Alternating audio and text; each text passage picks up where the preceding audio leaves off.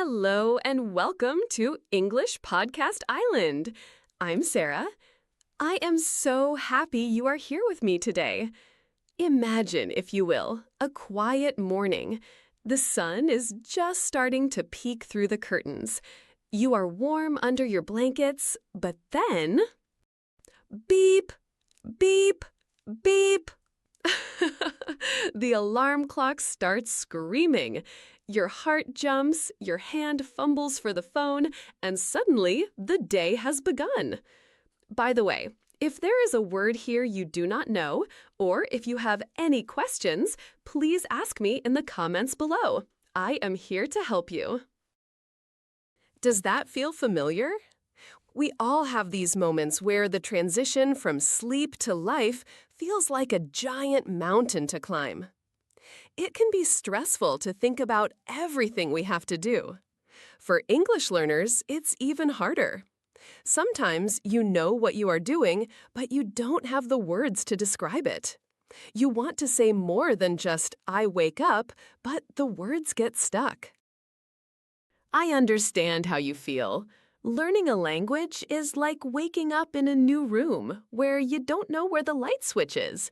You might feel a little lost or frustrated when you can't express the simple rhythm of your life. But don't worry. Today, we are going to find those light switches together. We are going to turn your daily routine into a beautiful sensory story that you can tell with confidence. Close your eyes for a moment. Let's step into a typical day. It's 6:30 a.m.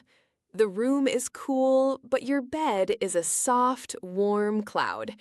You hear the distant sound of a bird chirping outside your window, a tiny shark tweet tweet. You stretch your arms way up high, feeling your muscles wake up. You finally throw back the covers and your feet hit the cold wooden floor. Brrr! That cold feeling makes you move fast. You walk to the kitchen. The house is silent. You press the button on the coffee machine. Whir! Gurgle!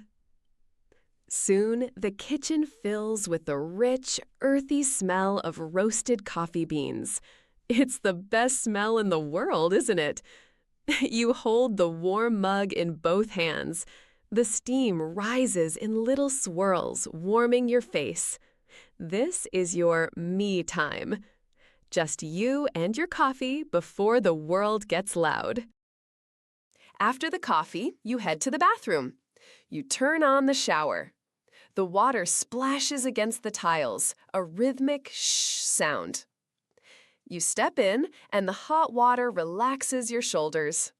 You use your favorite soap. It smells like fresh lemons. You feel clean, energized, and ready.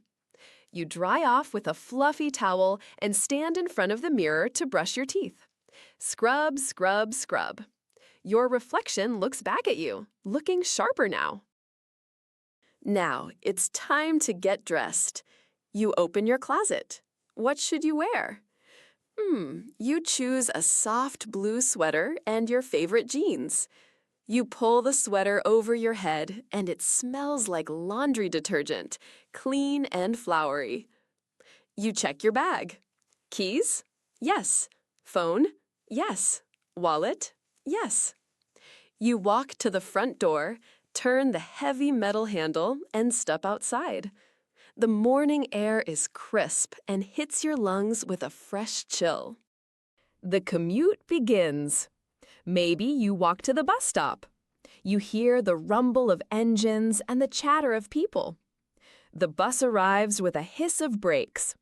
You find a seat near the window.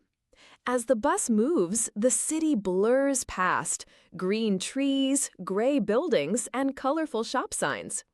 You open a book or put on your headphones. This is your transition. You are moving from your private world into the big, busy public world. At work or school, the rhythm changes. It's the sound of typing on keyboards. Click-clack, click-clack.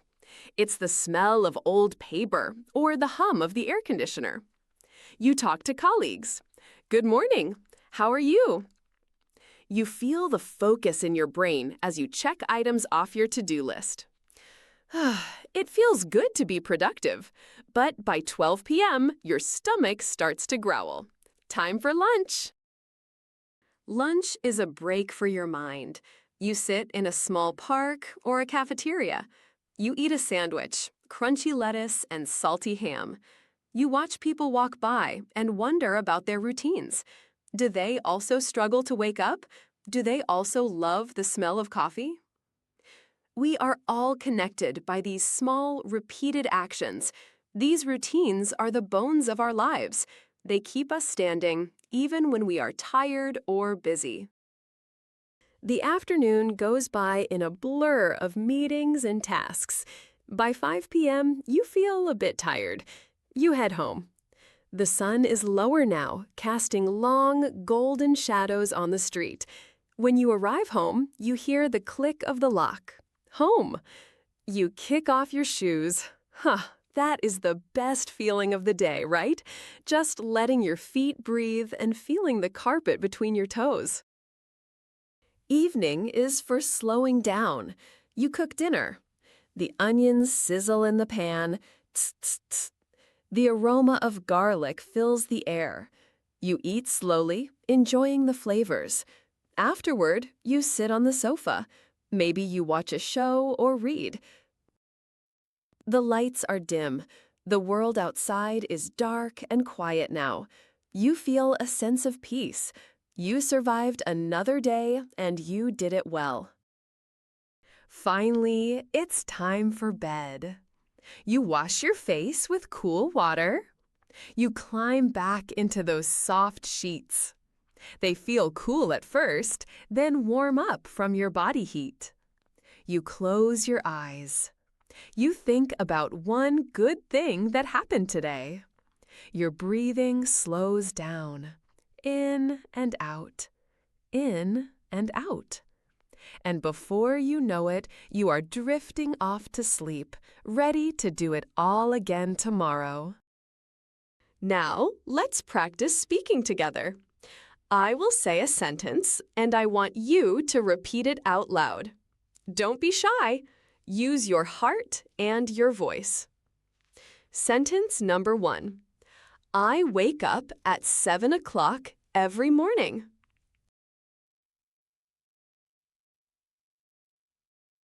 Great! Sentence number 2. I love the smell of fresh coffee in the kitchen.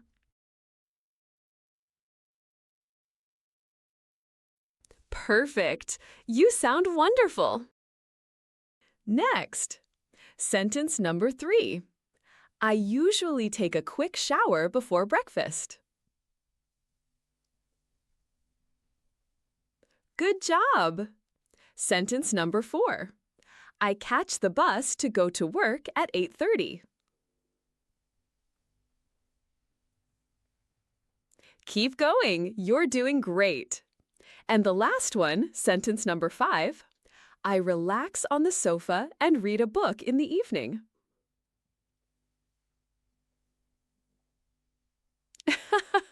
Fantastic! You are becoming a storyteller already.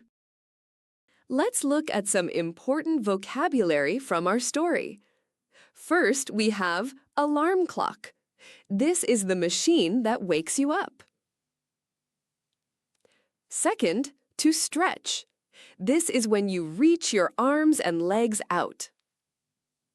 Third, to fumble. This is when you try to find something with your hands, but you are clumsy, like looking for your phone in the dark. Fourth, a mug, a large cup for coffee or tea. Fifth, we have commute.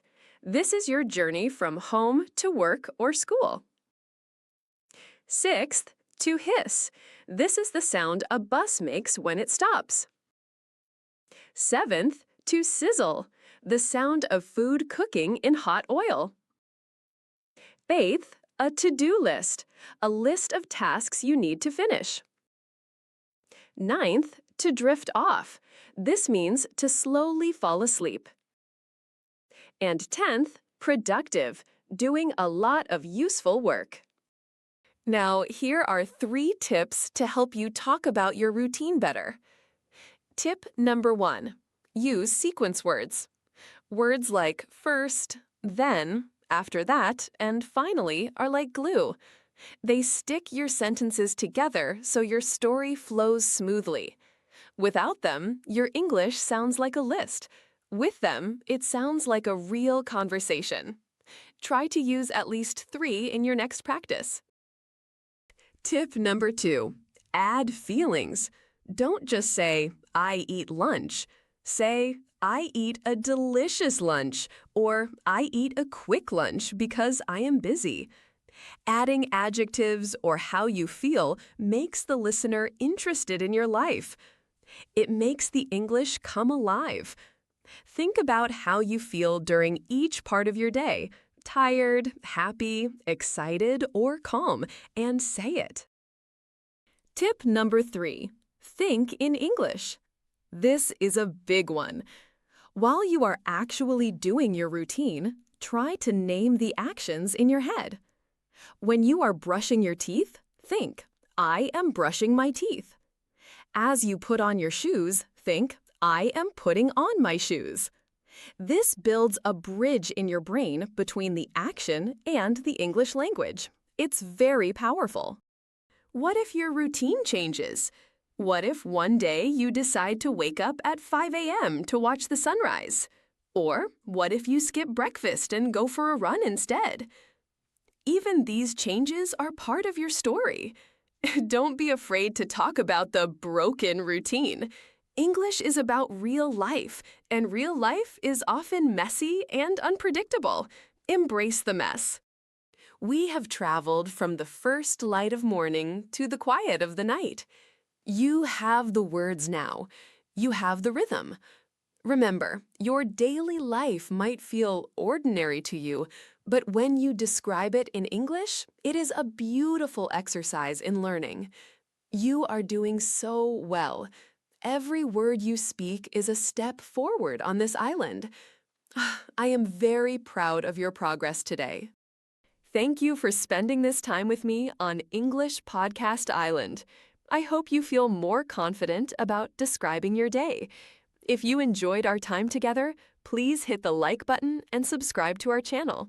It really helps our island grow. And I have a small task for you. Go to the comments right now and write 1 sentence about your morning routine. I would love to read it. Practice your sentences, smell your coffee, and keep speaking. Until next time, I'm Sarah. Have a wonderful rhythmic day. Goodbye for now.